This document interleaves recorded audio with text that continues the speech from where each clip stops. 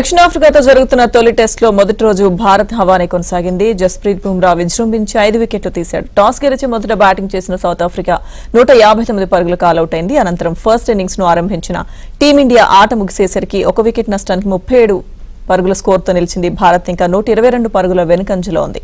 12 పరుగులు చేసి Yashasvi Jaiswal నిరాశపరిచాడు. KL Rahul, Washington Sundar ఆచితూచి ఆడారు. ఇక వెలుతురు సరిగా లేనందున ఆటను ముందుగానే ముగించారు.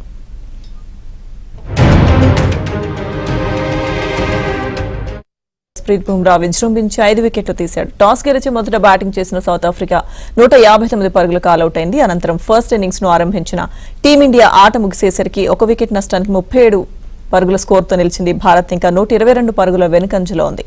12 పరుగులు చేసి యశస్వి జైస్వాల్ నిరాశపరిచాడు. కేఎల్ రాహుల్, వాషింగ్టన్ సుందర్ ఆచితూచి ఆడారు. ఇక వెలుతురు సరిగా లేనందున ఆటను ముందుగానే ముగించారు.